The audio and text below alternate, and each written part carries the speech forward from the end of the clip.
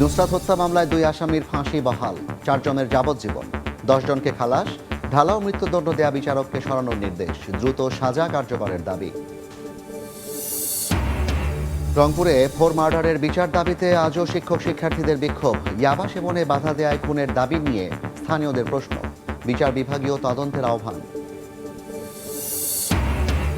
বান্দরবানের নাইক্ষ্যংছড়ি সীমান্তে মিয়ানমারের আরাকান আর্মির পুঁতে রাখা মাইন বিস্ফোরণ, 2 পা বিচ্ছিন্ন হয়ে প্রাণ গেল বাংলাদেশি যুবকের।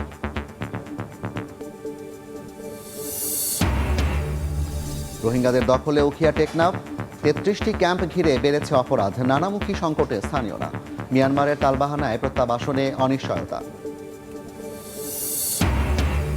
এবং আকস্মিক পাহাড়ি ঢলে তলিয়েছে ব্রাহ্মণবাড়িয়ার নিম্নাঞ্চল, 15টি গ্রাম প্লাবিত হয়ে পানিবন্দী অনেক পরিবার, ডুবেছে মাছের ঘের, ফসলি জমি, আশ্রয়ের খোঁজে ভুক্তভোগীরা।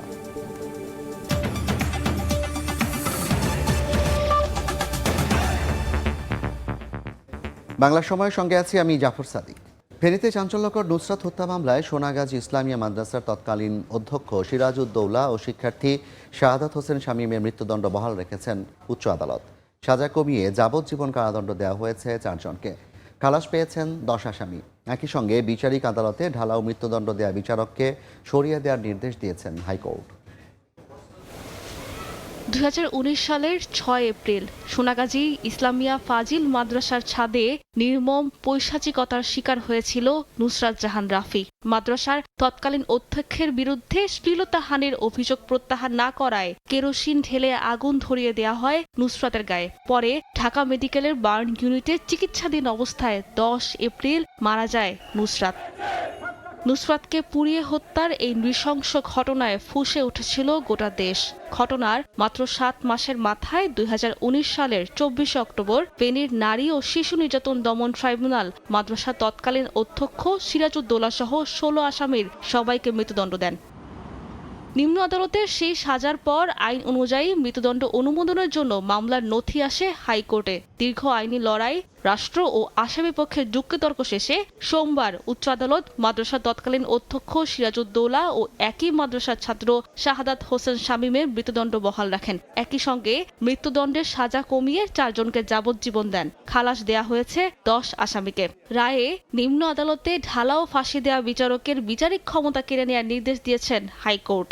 এই 16 জন নিম্ন আদালত কর্তৃক মৃত্যুদণ্ডপ্রাপ্ত আসামির মধ্যে আদালত 2 জন আসামির মৃত্যুদণ্ডের রায়কে বহাল রেখেছেন। তারা হলেন এই মাদ্রাসার তৎকালীন অধ্যক্ষ SM সিরাজউদ্দৌলা এবং শাহাদাত হোসেন শামীম। আদালতের পর্যবেক্ষণ অনুযায়ী এই বিচারক মামুনুর রশিদকে অবিলম্বে পেনাল এবং সেন্টেন্সিং অর্থাৎ ফৌজদারি মামলার বিচার এবং সেক্ষেত্রে তার দণ্ড দেওয়ার ক্ষেত্র থেকে তাকে সরিয়ে আনার জন্য আইন, বিচার এবং সংসদ বিষয়ক মন্ত্রণালয়ের প্রতি নির্দেশনা প্রকাশ করেছেন। সিসিটিভির ফুটেজ গায়েব করে দেয় নুসরাত হত্যার রহস্য এখনো উদ্ঘাটিত হয়নি দাবি করে রায়ের বিরুদ্ধে উচ্চ আদালতে আপিল করার কথা জানান আসামি পক্ষের আইনজীবীরা। আশেপাশের লোক কেউই জানলো না, কেউ শব্দ পেল না, একা একা আগুন লেগে গেল, এই পার্টটুকুর রহস্য এখানে থেকেই গেল। ফলে আমরা এর বিরুদ্ধে আপিল করব। আমরা এক্সপেক্ট করি মাননীয় আপিল বিভাগে গিয়ে এই রহস্যের উন্মোচন হবে। 16 জনের ফাঁসি একটা মামলায়, এটা আমাদের এর আগে এরকম কোনো জাজমেন্ট আমার জানা নাই। নুসরাত হত্যা মামলার 16 আসামি কারাগারে রয়েছেন। যাবজ্জীবন পাওয়া 4 আসামিকে কন্ডেম সেল থেকে সাধারণ জেলখানায় দেওয়ার নির্দেশ দেওয়া হয়েছে। সাবরিনা মজুমদার, সময় সংবাদ, ঢাকা। এদিকে নুসরাত হত্যাকাণ্ডে উচ্চ আদালতের রায় স্বাগত জানিয়েছে পরিবার ও স্থানীয়রা। আসামিদের দ্রুত সাজা কার্যকরের দাবি তাদের। পরিবারের নিরাপত্তা নিশ্চিতের দাবি নিহত নুসরাতের মায়ের। মেয়ের মৃত্যুর 7 বছর পর মায়ের এ কান্না যেন জমে থাকা কষ্টের বিস্ফোরণ। হত্যার পরও মেয়ে আত্মহত্যা করেছে বলে কথা শুনতে হয়েছে তাকে। ফেনীর আলোচিত মাদ্রাসার শিক্ষার্থী নুসরাত হত্যা মামলায় 2 জনে মৃত্যুদণ্ড বহাল রেখেছেন হাইকোর্ট। উচ্চ আদালতের এই রায়কে স্বাগত জানিয়েছেন নুসরাতের পরিবার ও স্থানীয়রাও। দ্রুত সাজা কার্যকরের দাবি তাদের, পাশাপাশি নতুন করে পরিবারের নিরাপত্তা নিশ্চিতের দাবি নিহত মায়ের। আমরা এই রায়ে আলহামদুলিল্লাহ আলহামদুলিল্লাহ আলহামদুলিল্লাহ আমরা সন্তুষ্ট হয়ে রাইয়ে যেটা হত্যা প্রকাশ হয়ে গেছে আজকে নুসরাতের হত্যা করা হয়েছে। রায়ের মধ্য দিয়ে একটি সুবিচার প্রতিষ্ঠিত হলো। যে প্রত্যাশা করছি আমরা ওই রকম একটা বিচার পেয়েছি। এদিকে রায়কে ঘিরে সকাল থেকে নুসরাতের গ্রামের বাড়িতে মোতায়েন করা হয় আইনশৃঙ্খলা বাহিনীর অতিরিক্ত সদস্য। ওনাদের বাড়িতে নিরাপত্তার দায়িত্বে আছি, নিরাপত্তার দায়িত্বে সবসময় যেরকম ছিলাম এখনও নিরাপত্তার দায়িত্বে থাকব। আমরা সবসময় সোচ্চার আছি, সতর্ক আছি। 2019 সালে 6 এপ্রিল আলিম পরীক্ষার সময় সোনাগাজী ইসলামিয়া ফাজিল মাদ্রাসার ছাদে নুসরাত জাহান রাফির গায়ে আগুন দেওয়া হয়। 4 দিন পর 10 এপ্রিল ঢাকায় চিকিৎসাধীন অবস্থায় মারা যায় সে। একই বছরে 24 অক্টোবর ফেনীর নারী ও শিশু নির্যাতন দমন ট্রাইব্যুনাল মামলার মোট 16 আসামির সবাইকে মৃত্যুদণ্ডের আদেশ দেন। রায়ে নুসরাত হত্যার বিচার মিললেও পরিবারটির নিরাপত্তা নিয়ে উদ্বিগ্ন নুসরাতের মা। তবে পুলিশ বলছে প্রথম থেকে পরিবারটির নিরাপত্তা নিশ্চিত করা হচ্ছে। প্রয়োজন হলে ভবিষ্যতেও নিরাপত্তা আরও জোরদার করা হবে। ইশতিয়াক আহমেদ, সময় সংবাদ, ফেনী। শুধুই কি মাদক গ্রহণে বাধা ও বাকবিতণ্ডার জেরে রংপুরে 4 জনকে হত্যাকাণ্ড, নাকি ঘটনার পেছনে আছে অন্য কোনো কারণ, তা নিয়ে উঠছে প্রশ্ন। মাদক গ্রহণে বাধা ও বাকবিতণ্ডার জেরে এমন হত্যাকাণ্ডের বিষয়টি বিশ্বাস করতেই পারছেন না স্থানীয়রা। দোষীদের কঠোর শাস্তি নিশ্চিতে দাবি উঠেছে বিচার বিভাগীয় তদন্তের। নাজমুল ইসলাম নিশাতের রিপোর্ট, ক্যামেরায় ছিলেন শাকিল মাহমুদ। শনিবার রাতে রংপুর জিলা স্কুলের অবসরপ্রাপ্ত শিক্ষক গণপতি চক্রবর্তী, তার স্ত্রী প্রীতিলতা, মেয়ে আগামী ও ছেলে আয়ুষের মরদেহ নিজ বাড়ি থেকে উদ্ধার করে পুলিশ। 24 ঘন্টার মধ্যে হত্যায় জড়িত মুগ্ধ ও সিদ্ধার্থ নামে 2 যুবককে গ্রেফতার করা হয়। পুলিশ জানিয়েছে নিজ ভবনের ছাদে মাদক গ্রহণে বাধা ও বাকবিতণ্ডার জেরে এই নির্মম হত্যাকাণ্ড। মাদক সেবনকে ঘিরে বাকবিতণ্ডার জেরে শিক্ষক গণপতি চক্রবর্তীর বাসভবনের এই ছাদেই তাকে হত্যা করেন ঘাতক সিদ্ধার্থ এবং মুগ্ধ। পুলিশ বলছে এরপরেই সিঁড়িঘরে শিক্ষকের স্ত্রী এবং কন্যা এবং সবশেষ বাড়ির ভিতরে ঢুকে তার শিশু সন্তানকে হত্যা করেন এই 2 ঘাতক। গণপতি চক্রবর্তী 6 থেকে 7 বছর ধরে বাস করছেন রংপুর নগরীর মাছুয়াপাড়ায়। স্থানীয়রা জানান তার পুরো পরিবার ছিল শান্ত স্বভাবের, কারো সঙ্গে তাদের কোনো বিরোধ ছিল না। শুধু মাদক সেবনে বাধা দেয় এমন নির্মম হত্যাকাণ্ডের কথা বিশ্বাসই হচ্ছে না কারো। সাদা সিধা মানুষ ছিল, খুবই ভদ্রলোক ছিল, বাইরে কম বেড়াইতো। মেয়েটা খুব স্কুল যায় না, দিদি আমি স্কুল গেলাম, যা বোন যা। কারোর সাথে কোনো ইয়ে ছিল না। এইরকম যে একটা ঘটনা ঘটবে আমরা ভাবতেই পারতেছি না। 2টা ছেলে কিভাবে 4টা মানুষকে একের পর এক খুন করে ফেললো, এর পিছনে কোনো কারো হাত আছে কিনা। অভিযুক্ত 2 যুবকের পরিবার বলছে তাদের মাদকাসক্তির বিষয়টি জানা ছিল না, তবে দোষী হলে কঠোর শাস্তির পক্ষে অভিযুক্তদের পরিবারও। আমি তো এটাই বিশ্বাস করতে পারতেছি না, ওই রকম 2টা ছোট ছেলে এত বড় কাজ করতে পারে, 1টা নয়, 2টা নয়, 3টে নয়, 4টে। সে যদি কাল অন্যায় কাজ কিছু করতেই থাকে সে শাস্তি পাবে। এই নৃশংস হত্যাকাণ্ডের পেছনে আর কোনো ঘটনা আছে কিনা তা উন্মোচনে বিচার বিভাগীয় তদন্তের দাবি উঠেছে। এখানে বিভিন্ন রকম কথাবার্তা আমরা শুনতে পাচ্ছি, তো এখানে আমরা চাচ্ছি এটা বিচার বিভাগীয় একটা তদন্তের মাধ্যমে, সুষ্ঠু এবং নিরপেক্ষ তদন্তের মাধ্যমে যেন এই ঘটনাটার বিচার হয়, কারণ আইন সকলের ঊর্ধ্বে। হ্যাঁ, আমরা আইনের প্রতি শ্রদ্ধাশীল। হত্যায় জড়িতদের দৃষ্টান্তমূলক শাস্তির দাবিতে সোমবার রংপুর জেলা স্কুলের সামনে মানববন্ধন করেছেন শিক্ষক শিক্ষার্থীরা। নাজমুল ইসলাম নিশাত, সময় সংবাদ, রংপুর। বান্দরবানের নাইক্ষ্যংছড়ি সীমান্তে স্থলমাইন বিস্ফোরণে বাংলাদেশি যুবক নিহত হয়েছেন। স্থানীয়রা জানায় সকালে সীমান্তের কাঁটাতার পার হয়ে বাঁশ কাটতে যান সাইফুল। এ সময় সীমান্ত পিলার 52 সংলগ্ন মিয়ানমারের অভ্যন্তরে ডুল্লাঝিরি ক্যাম্পে আরাকান আর্মির পুঁতে রাখা স্থলমাইন বিস্ফোরণ হয়।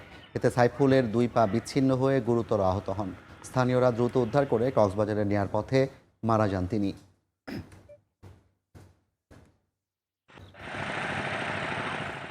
মিয়ানমার থেকে পালিয়ে কক্সবাজারে আশ্রয় নেওয়া লাখ লাখ রোহিঙ্গার দেখতে দেখতে কেটে গেছে 9 বছর। উখিয়া টেকনাফের পাহাড় অরণ্য এখন 33টি ঘিঞ্জি ক্যাম্পে পরিণত হয়েছে। বদলে গেছে স্থানীয় মানুষের জীবনও, কিন্তু প্রত্যাবাসনের পথ এখনও অনিশ্চিত। মোহাম্মদ ফরাজের ক্যামেরায় বিস্তারিত জানাচ্ছেন সুজাউদ্দিন রুবেল। কক্সবাজারের উখিয়া ও টেকনাফ গত 9 বছরে বদলে যাওয়া এক জনপদ। একসময় এসব জায়গা পাহাড় এবং অরণ্যে ঘেরা থাকলেও এখন বোঝার কোনো উপায় নেই। মিয়ানমার থেকে পালিয়ে আসা লাখ লাখ রোহিঙ্গাকে এসব জায়গায় আশ্রয় দেয় বাংলাদেশ। আমি এখন অবস্থান করছি উখিয়ার লম্বাসিয়া 1 নম্বর ক্যাম্পের কাঁটাতারের ভেতরে। চারপাশে যেসব টিলা দেখছেন, এখানে 4 থেকে 5 হাজার রোহিঙ্গার বসবাস, কিন্তু তার বিপরীতে স্থানীয় বাসিন্দার বাঙালি পরিবার রয়েছে মাত্র 5টি। যারা জন্ম থেকেই এখানে বসবাস করছে। কিন্তু এসব টিলায় আগে সামাজিক বনায়ন ও কৃষিকাজ হতো, কিন্তু রোহিঙ্গা আসার পর থেকে এসব জায়গা জমি ছেড়ে দিতে হয়েছে রোহিঙ্গাদের জন্য, যার কারণে নানা ধরনের আর্থিক সংকটে চরম ক্ষতির মুখে পড়েছে বাঙালি স্থানীয় পরিবারগুলো। পরিবেশগত বিপর্যয়, অর্থনীতি, নিরাপত্তা সমস্যা, নানা সমস্যার মাঝে আমরা সম্মুখীন হচ্ছি। রোহিঙ্গাদের আশ্রয় দিতে নিজের উঠানের জায়গা ছেড়ে দিয়েছিলেন স্থানীয় সালাহা বেগম। এখন তার বাড়ির চারপাশ ঘিরে গড়ে উঠেছে রোহিঙ্গা বসতি। তাই হয়ে 2 মাস হলে আর নিকা করি যাইব বলে হয়ে আর কি করছি উঠান গাড়ায় দোকান দি ফেলাই এখন তারা এখন 9 বছর চলত যাইবার কিছু নাই, এখন আরো অভাব হতে গিয়ে। রোহিঙ্গা আসার পর বদলে গেছে স্থানীয় শ্রমবাজারও। কম মজুরিতে কাজ করায় স্থানীয়দের কাজ পাওয়া কঠিন হচ্ছে, এমন অভিযোগ উঠেছে। ক্যাম্পে অপরাধমূলক কর্মকাণ্ডে অভিযোগও বাড়িয়েছে স্থানীয়দের উদ্বেগ।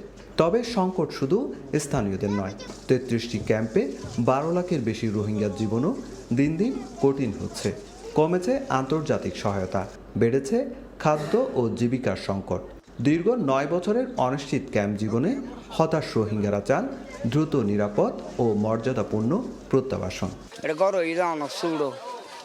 সমস্যা মানুষের 10 জন 11 জন 12 জন আছে ক্যাম্পন মাঝে আছে আর তো হন বালানো লাগে আর বেশি কষ্ট আছি। আগে আর দিতে হতো $12, এখন দিতে $7, তো এই না আর তো এখন নকুলার। রিফিউজি জিন্দিগি কদিয়ান ইয়াত্তনারে বুড়া জিন্দিগি অসা জিন্দিগি দুনিয়ার মাঝে আর নাই। ইউএনএইচসিআর-এর মতে নাগরিকত্ব, নিরাপত্তা, মৌলিক সেবা ও জীবিকার নিশ্চয়তা ছাড়া প্রত্যাবাসন টেকসই হবে না। মিয়ানমারের সহিংসতা অব্যাহত থাকায় সেই পরিবেশ এখনও তৈরি হয়নি। আর শরণার্থী ত্রাণ ও প্রত্যাবাসন কমিশনের মতে ত্রাণের পাশাপাশি প্রয়োজন নিরাপদ ও মর্যাদাপূর্ণ প্রত্যাবাসনের সুস্পষ্ট পথরেখা। Healthcare, like education, it means being able to pursue livelihoods. It also means having a pathway to citizenship documentation. As long as those things are not in place, it is not possible for people to go back. স্টেটলেসনেস একটা মানুষকে অনেকটা নাই করে দেয় আর কি, মানে তার কোনো দেশ নেই, তার কোনো ভূমি নেই।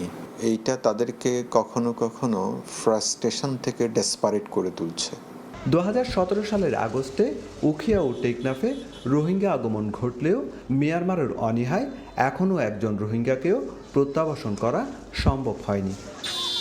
সুজাউদ্দিন রুবেল, সময় সংবাদ, কক্সবাজার। বাংলা সময় আরও থাকছেন। চট্টগ্রামে হাসপাতাল, ডায়াগনস্টিক সেন্টার ও স্কুলে সিডিএর অভিযান। নিয়ম নীতির তোয়াক্কা না করে প্রতিষ্ঠান পরিচালনায় নানা অনিয়ম, আইনি ব্যবস্থা নেয়ার হুঁশিয়ারি। আকস্মিক পাহাড়ি ঢলে তলিয়েছে ব্রাহ্মণবাড়িয়ার আখাউড়ার নিম্নাঞ্চল। 15টি গ্রাম প্লাবিত হয়ে পানিবন্দী 32টি পরিবার। পানিতে ডুবে আছে মাছের ঘের, ফসলি জমি। অনেকেই ঘর বাড়ি ছেড়ে স্বজনদের কাছে আশ্রয় নিয়েছেন। ভারত থেকে নেমে আসা পাহাড়ি ঢলে প্লাবিত হয়েছে ব্রাহ্মণবাড়িয়ার আখাউড়া সীমান্ত এলাকার নিম্নাঞ্চল। সোমবার ভোরে হাওড়া নদী, জাজির এবং কালন্দি খাল দিয়ে হুহু করে পানি প্রবেশ করে। অব্যাহত পানি বৃদ্ধিতে প্লাবিত হয় 15টি গ্রাম। বিভিন্ন ব্যবসা প্রতিষ্ঠান সহ বাড়িঘরেও পানি প্রবেশ করে। তলিয়ে গেছে ফসলি জমি, মাছের ঘের, সবজি ক্ষেত। প্রতি বছর এই ইন্ডিয়ার পানি আসে না, আমাদের এলাকা আছে না, তোল জায়গা। আমরা বাড়িঘর তোল গেছে গা, আমরা অসহায় অবস্থার মাঝে আছি।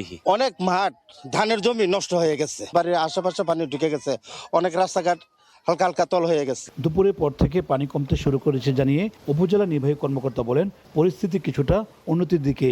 আমাদের প্রাইমারি স্কুলগুলো আমরা আশ্রয় শিবির হিসেবে প্রস্তুত রেখেছি এবং আমাদের জেলা প্রশাসক মহোদয়ের কাছ থেকে আমাদের বরাদ্দ নিয়ে আসা হয়েছে ত্রাণের জন্য। যদি পরিবেশ পরিস্থিতি অনুকূলে চলে যায় তাহলে তো মানুষজন বাসায় ফিরে যাবে, আর প্রতিকূল হলে আমরা ত্রাণের ব্যবস্থা রেখেছি।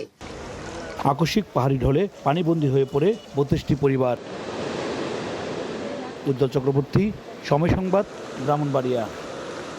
চট্টগ্রামে হাসপাতাল, ডায়াগনস্টিক সেন্টার ও স্কুলে অভিযান চালিয়েছে সিডিএ। নিয়ম নীতির তোয়াক্কা না করে প্রতিষ্ঠান পরিচালনা, পার্কিং সংকট, নকশা লঙ্ঘন সহ নানা অনিয়ম ধরা পড়ে অভিযানে।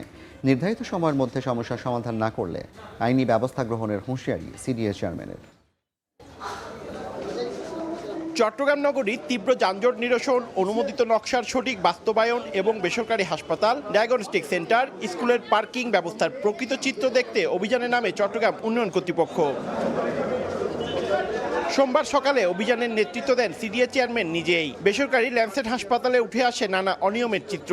এরপর শেভরন, বেলভিউ সহ বেশ কয়েকটি ডায়াগনস্টিক সেন্টারও একটি বেসরকারি স্কুলও পরিদর্শন করা হয়। প্রতিটি হাসপাতালেই অনুমোদিত নকশার গড়মিল, ভূমির অবৈধ ব্যবহার, অপর্যাপ্ত পার্কিং ও দুর্বল অগ্নি নিরাপত্তা ব্যবস্থার গুরুতর চিত্র ফুটে ওঠে।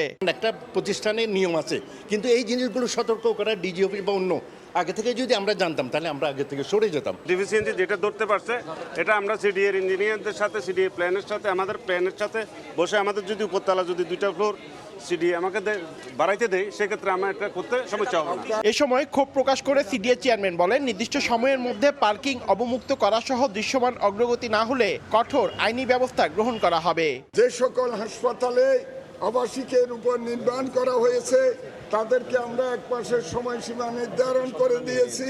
এই 1 মাসের ভিতরে তারা যাতে বিকল্প জায়গায় তাদের হাসপাতাল ট্রান্সফার করে।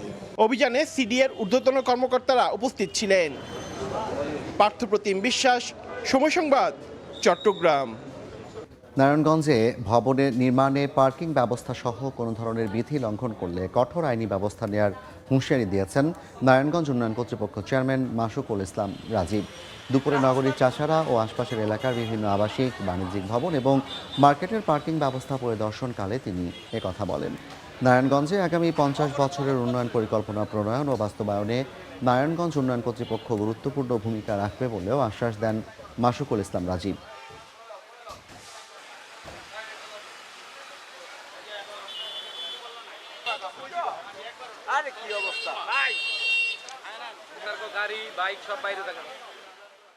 এটা নিয়ম আছে, প্রত্যেকটা মার্কেটে আপনার পার্কিং ব্যবস্থা থাকতে হবে।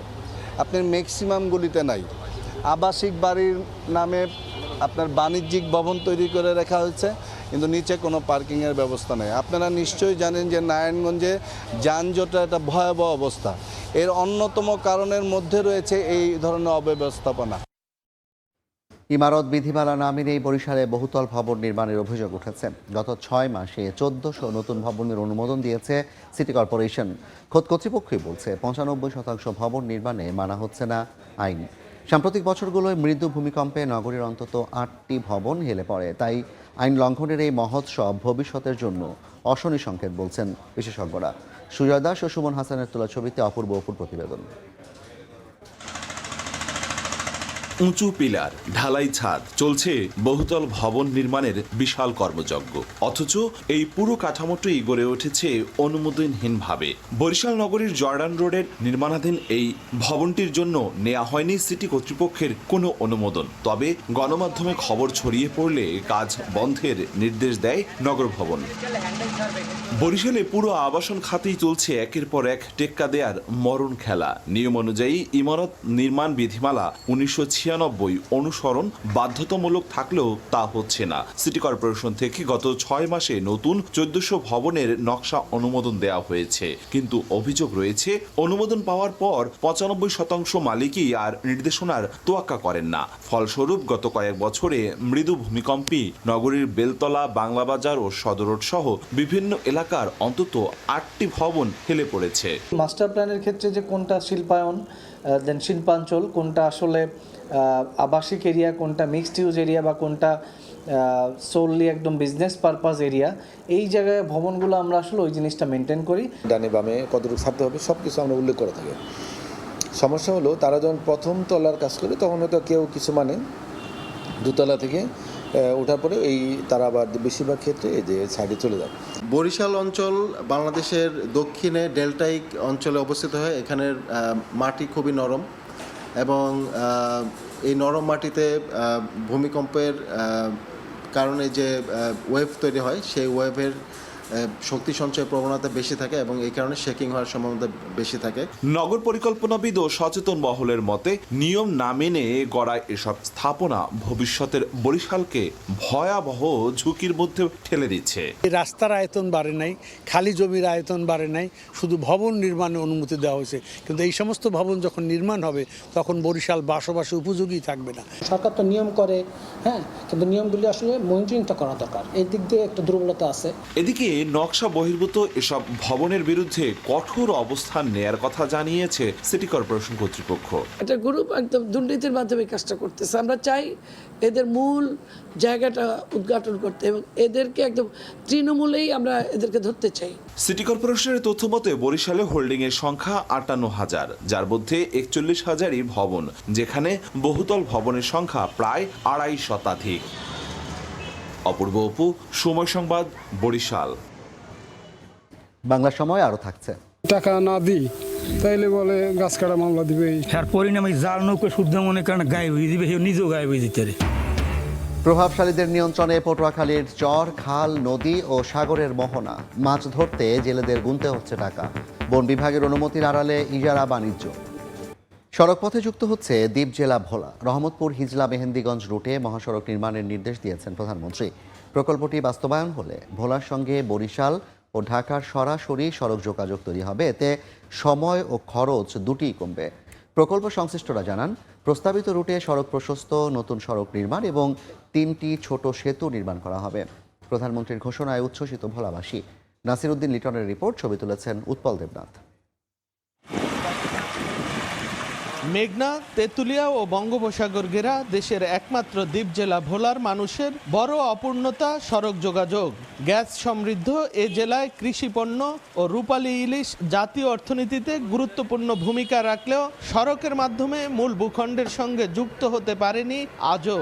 তবে আশার আলো দেখিয়েছেন প্রধানমন্ত্রী তারেক রহমান। গত 22 আগস্ট রহমতপুর হিজলা মেহেন্দিগঞ্জ ভোলা রুটে মহাসড়ক নির্মাণের মাধ্যমে বিচ্ছিন্ন দ্বীপকে জাতীয় সড়কের নেটওয়ার্কের আওতায় আনার ঘোষণা দেন প্রধানমন্ত্রী। নতুন একটা প্রস্তাবনা আসছে, মাননীয় প্রধানমন্ত্রীকে এই জন্য অভিনন্দন জানাই। আমাদেরকে মূল ভূখণ্ডের সাথে মহাসড়কের মাধ্যমে সংযুক্ত করা হবে, এটা অবশ্যই আনন্দের বিষয়। বরিশাল ভোলার এই রাস্তাটা আগে হওয়া উচিত এবং এটাকে প্রাধান্য দিয়ে কাজ এগিয়ে গেলে ওগুলা সাইড বাই সাইড এগিয়ে যাবে, আসবে বলে আমি মনে করি। সড়ক বিভাগ জানিয়েছে, রহমতপুর হিজলা মেহেন্দিগঞ্জ ভোলা রুটে মহাসড়ক নির্মাণে নতুন করে 21.5 কিলোমিটার রাস্তা নির্মাণ করা হবে। এছাড়া ভোলা থেকে শরীয়তপুর, ঘোষেরহাট হয়ে রাজধানী ঢাকার সঙ্গে দূরত্ব কমবে প্রায় 90 কিলোমিটার। ঢাকার সাথে ভোলার সড়ক যোগাযোগের যে সময় এবং খরচ দুইটিই কমবে। সড়ক ও জনপদ অধিদপ্তর দীর্ঘদিন ধরে কাজ করে আসছে।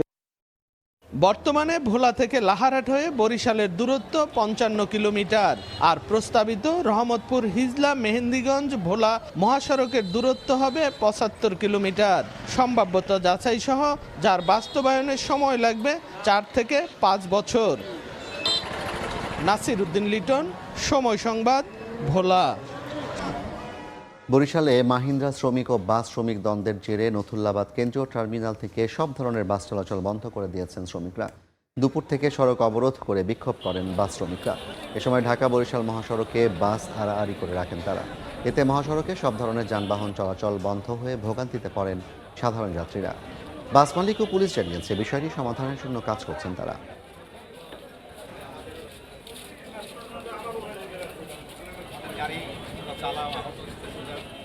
এখানে আমাদের কয়েকটা গাড়ির কিন্তু সাইড গ্লাস, সামনের গ্লাস ভাঙছে, কিন্তু আমরা শ্রমিককে শান্ত করলাম যে গাড়ির মালিক তো আমি, ঠিক আছে, শ্রমিকও মারছে, এক প্যাসেঞ্জারও কিন্তু এখানে কাটছে। বললাম যে মানুষের দুর্ভোগ না করে ফয়সালা যখন হয়ে গেছে, গাড়ি ছাড়ছে, আমরা তাদের বিরুদ্ধে আইনের আশ্রয় নেব। মাদারীপুরে পরকীয়ার জেরে 1 বছরের শিশু আবিরকে হত্যা করা হয়। তার অর্ধগলিত মরদেহ উদ্ধার করেছে পুলিশ। সকালে শিবচর নীলখি এলাকার আরিয়াল খান নদে শিশুটির মরদেহ ভাসতে দেখেন স্থানীয়রা। পরে পুলিশ ঘটনাস্থলে গিয়ে মরদেহ উদ্ধার করে ময়নাতদন্তের জন্য জেলা হাসপাতালের মর্গে পাঠায়।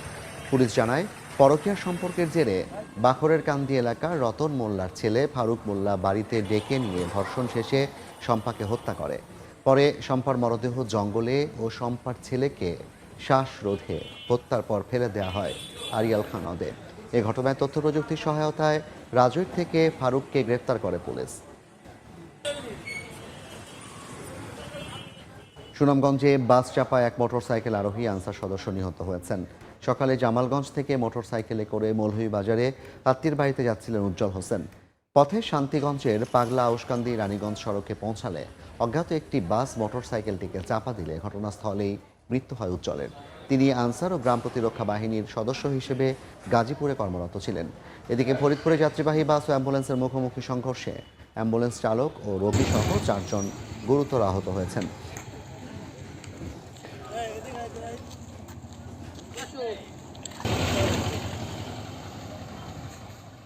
শেরপুরে আলাদা ঘটনায় 2 শিশু ও 2 নারীর মরদেহ উদ্ধার করা হয়েছে। পুলিশ জানায়, রোববার দুপুরে নালিতাবাড়ি কলসপাড় এ মধ্য নকশি গ্রামের 2 শিশু রোহান ও ইসমাইল বাড়ি থেকে বের হয়ে নিখোঁজ হয়। রাত 2:30টার দিকে বাড়ির পাশে একটি পুকুরে তাদের মরদেহ ভাসতে দেখেন এলাকাবাসী। এরপর তাদের উদ্ধার করা হয়। এদিকে একই উপজেলার তন্তর গ্রামে কামরুন্নাহার শাকিলা ও নয়াবিল গ্রামে নূরজাহান বেগম নামে 2 নারীর মরদেহ উদ্ধার করা হয়েছে। তারা দুজনই আত্মহত্যা করতে পারে বলে প্রাথমিক ধারণা পুলিশের। শেরপুরে আগুনে পড়ল 2টি বসত বাড়ি। রোববার মধ্যরাতে শ্রীবর্দীর গিলাপাছায় স্থানীয় সাংবাদিক নাইম তালুকদারের বাড়িতে আগুন লাগে। পরে এলাকাবাসী ও ফায়ার সার্ভিসের 5টি ইউনিট 1 ঘন্টা চেষ্টায় আগুন নিয়ন্ত্রণে আনে। তবে হতাহতের কোনো ঘটনা ঘটেনি। বিদ্যুতের শর্ট সার্কিট থেকে আগুনের সূত্রপাত বলে প্রাথমিকভাবে ধারণা করছে ফায়ার সার্ভিস। মানিকগঞ্জে বিএনপির 2 গ্রুপের ধাওয়া পাল্টা ধাওয়ার ঘটনা ঘটেছে। সকালে হরিরামপুরে বালুমহলের মামলাকে কেন্দ্র করে থানা ঘেরাও কর্মসূচি ডাকে বিএনপির 2 গ্রুপ। এ সময় উপজেলা যুব দলের সদস্য সচিব মোহাম্মদ মোল্লা শাহিনের বিরুদ্ধে চাঁদাবাজির অভিযোগ এনে উপজেলা স্বেচ্ছাসেবক দলের যুগ্ম সম্পাদক নাসির উদ্দিনের নেতৃত্বে একটি ঝাড়ু মিছিল বের হয়। মিছিলটি থানার সামনে এলে শাহিন গ্রুপের লোকজনের সঙ্গে ধাওয়া পাল্টা ধাওয়া হয়। পরে পুলিশ এসে পরিস্থিতি নিয়ন্ত্রণে আনে। কুড়িগ্রামে ডিলারের গুদাম থেকে সার লুটের ঘটনায় তদন্ত শুরু হয়েছে। এ ঘটনায় উপজেলা ভূমি বিভাগের সহকারী কমিশনার আমিনুল হক তারেককে প্রধান করে 5 সদস্য তদন্ত কমিটি গঠন করে উপজেলা প্রশাসন। এছাড়াও অধিকতর তদন্তের জন্য বিসিআইসির একটি তদন্ত কমিটি মাঠে কাজ করছে। গত রোববার ভুরুঙ্গামারী উপজেলার শিলখুড়ি ইউনিয়নের বিসিআইসির ডিলার তাইফুর রহমানের গুদাম ভেঙে 202 বস্তা ইউরিয়া ও 23 বস্তা পটাশ সার নিয়ে যায় বিক্ষুব্ধ কৃষকরা। এর মধ্যে এখন পর্যন্ত 107 বস্তা ইউরিয়া সার ফেরত পাওয়া গেছে। কৃষকদের দাবি, আমন ক্ষেতে সার দেওয়া জরুরি হলেও টাকা দিয়েও প্রয়োজনীয় সার পাচ্ছিলেন না তারা। সার পাইলে 7-8 দিনে ঘুরে যায়, সার নিয়ে আমরা উন্নয়ন এখানে সারা নিতে আইলে বলে ভাই আজকে আসে নাই, কালকে আইন, 2 দিন পরে সার তো নাই, সারা আসলে শেষ হয়ে গেছে। সরজমিনে আবার এসেছি, এসে বিভিন্ন পয়েন্টে আমরা কাজ করছি, কৃষকের সাথে কথা বলছি, জানার চেষ্টা করছি যে এই গাফলতিটা আসলে বেসিক্যালি কার এবং কোন কারণে হচ্ছে এই সিচুয়েশনটা উদ্ভব হয়েছে। মৌলভীবাজারে নিজ মেয়েকে হত্যার দায়ে বাবা শরীফ আলীকে মৃত্যুদণ্ডের আদেশ দিয়েছেন আদালত। দুপুরে অতিরিক্ত জেলা দায়রা জজ মোহাম্মদ আনোয়ারুল হককে আদেশ দেন। পারিবারিক বিরোধের জেরে চাচাতো ভাইকে ফাঁসাতে 2014 সালের 9 ফেব্রুয়ারি রাতে শরীফ আলী তার 3.5 বছরের শিশু রুনা বেগমকে ঘুমন্ত অবস্থায় ধারালো অস্ত্র দিয়ে কুপিয়ে হত্যা করেন। পরদিন নিহতের মা থানায় স্বামী শরীফ আলীর বিরুদ্ধে নিজ কন্যাকে হত্যার অভিযোগ এনে মামলা করেন। পঞ্চগড়ে গণধর্ষণের মিথ্যা মামলা দায়ের করায় বাদীর বিরুদ্ধে আইনি ব্যবস্থা গ্রহণের নির্দেশ দিয়েছেন আদালত। একই সঙ্গে মিথ্যা মামলায় অভিযুক্ত 5 জনকে অব্যাহতি দেওয়া হয়েছে। পঞ্চগড় নারী ও শিশু নির্যাতন দমন ট্রাইব্যুনালের বিচারক হোসেন মোহাম্মদ ফজলুল বারী এ রায় দেন। ডিএনএ প্রতিবেদন, সাক্ষ্য ও অন্যান্য নথি পর্যালোচনা শেষে বিচারক 5 আসামিকে অভিযোগ থেকে অব্যাহতি দেন। এছাড়া মিথ্যা মামলা দায়েরের অভিযোগে বাদীর বিরুদ্ধে আইনি কার্যক্রম শুরুর নির্দেশ দেন। তবে এ বিষয়ে ওই নারীর কোনো মন্তব্য পাওয়া না গেলেও রাষ্ট্রপক্ষ ও আসামি পক্ষের আইনজীবীরাও আদালতের সিদ্ধান্তকে আইনসম্মত বলে জানিয়েছেন। প্রভাবশালীদের নিয়ন্ত্রণে পটুয়াখালীর চর, খাল, নদী ও সাগরের মোহনা। মাছ ধরতে জেলেদের গুনতে হচ্ছে টাকা। বন বিভাগের অনুমতির আড়ালে ইজারা বাণিজ্য। এই সিন্ডিকেটের কাছে জিম্মি মৎস্যজীবীরা। তৌকিব পেদার ছবিতে শিকদার জাবির হোসেনের রিপোর্ট। প্রায় অর্ধ কোটি টাকা হাতিয়ে নিয়ে চলে আসে। এটা মিথ্যা কথা। যদি আমি টাকা না দিই তাইলে বলে গাছ কাটা মামলা দিবে।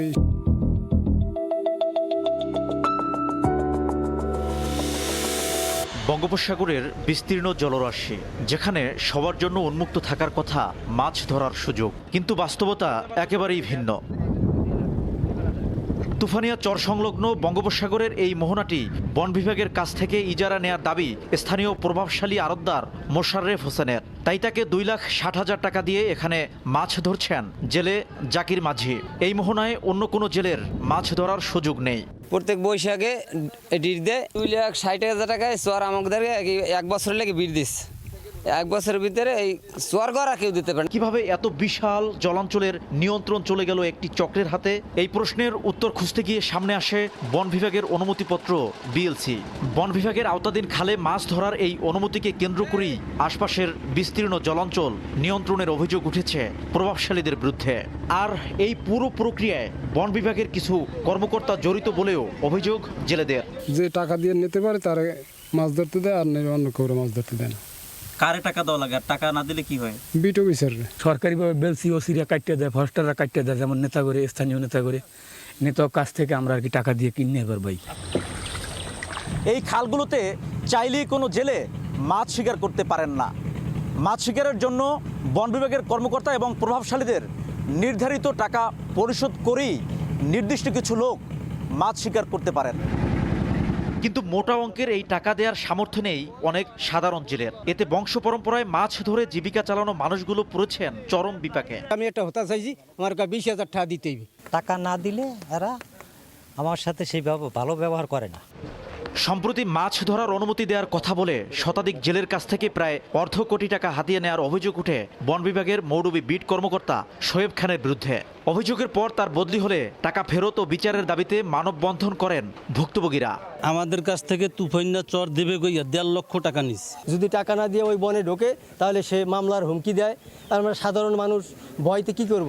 আপনি ওখানে সমুদ্র ইজারা দিয়েছেন। অভিযোগের বিষয়ে বক্তব্য নিতে গেলে সময় সংবাদের ক্যামেরা দেখে পালানোর চেষ্টা করেন অভিযুক্ত বন কর্মকর্তা। সমুদ্র বা এইগুলো কি ইজারা দেওয়া যায়? না, ইজারা না, আমরা পারমিট দিছি, আমরা সরকারি পারমিট দিছি। আমাদের পারমিট দিতে পারি, আমরা এটা কি আপনি আবেদন সাপেক্ষে দিতে পারি। এক একটি চরে মাছ ধরার অনুমতিপত্র নিতে সরকারি রাজস্ব হিসেবে জমা দিতে হয় মাত্র 500 থেকে সর্বোচ্চ 5,000 টাকা। অথচ এর আড়ালে 5 থেকে 10 লাখ টাকা পর্যন্ত লেনদেনের অভিযোগ রয়েছে।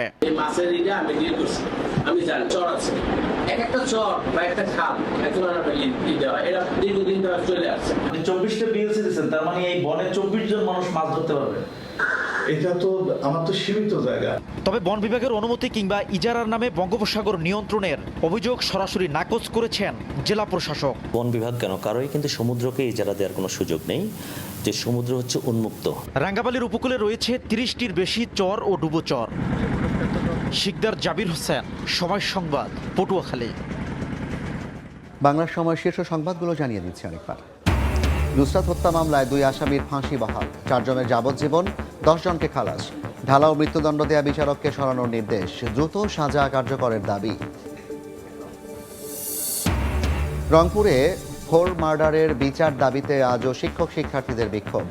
ইয়াবা সেবনে বাধা দেয়ায় খুনের দাবি নিয়ে প্রশ্ন স্থানীয়দের, বিচার বিভাগীয় তদন্তের আহ্বান। এবং বান্দরবানের নাইক্ষ্যংছড়ি সীমান্তে মিয়ানমারের আরাকান আর্মির পুঁতে রাখা মাইন বিস্ফোরণ, 2 পা বিচ্ছিন্ন হয়ে প্রাণ গেল বাংলাদেশি যুবকের।